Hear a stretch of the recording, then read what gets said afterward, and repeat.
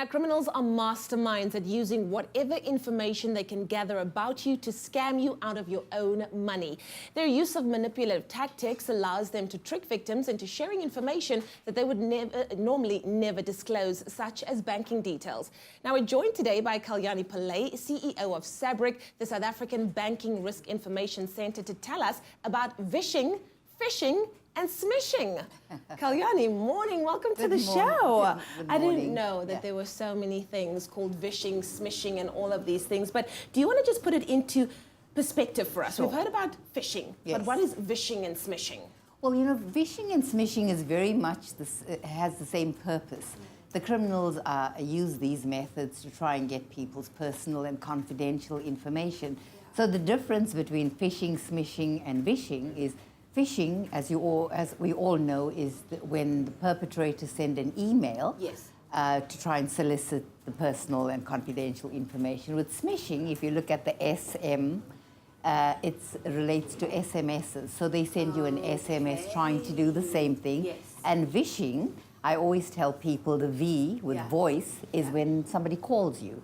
So it's a phone call purporting to be a particular company or your bank. And I think one of the very interesting things that it's important for people to know is that, you know, the perpetrators try to make it so believable that they are authentic.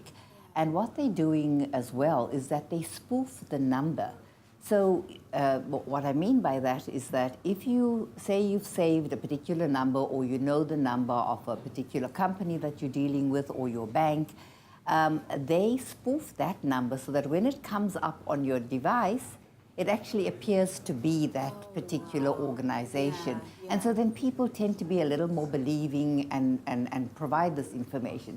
So we always say to everybody, irrespective of who it is that calls you, even if you think or believe that it's your bank, you don't provide any especially confidential information, because your bank will not ask you for your password and your PIN number and your username, you know, so What if you were to receive an OTP number on your phone, but you know you didn't make any transactions? Well, what should your next step be? That's really important. So what the perpetrators are actually doing is that they already, by this stage, have already stolen people's information.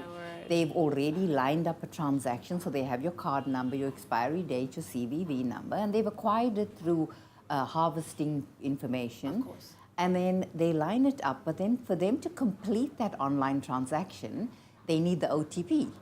So what they do is that because they, you know, the mobile service providers have put in so many mechanisms to try and prevent SIM swaps, what they do is that they trigger off this request for the OTP. They know that the OTP is going to be sent to you on your mobile. So they call you very quickly and they say to you, or I'm giving you an example of what they would say to people. They'd say to you, know, this is your bank, we're picking up a fraudulent transaction. It's about to happen, we're trying to prevent it. You're going to get an OTP.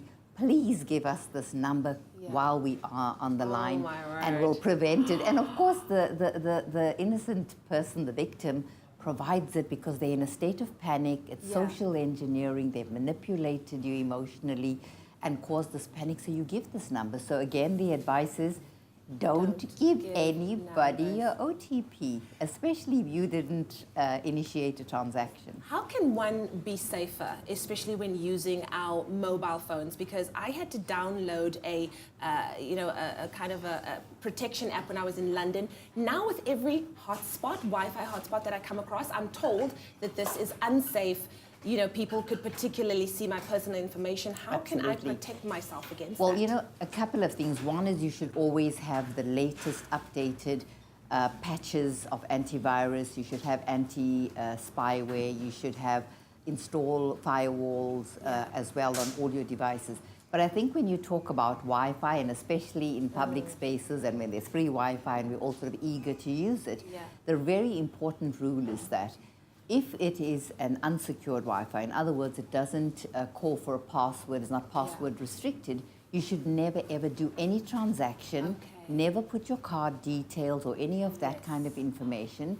and rather be cautious about sites that you go onto. And a very quick bit of advice to people also is that when you're surfing the net and you want to do a transaction on a website, always take the cursor and hover it over the URL, because if it changes, then you know you're on a spoofed website as well. And also remember, look out for the closed lock sign.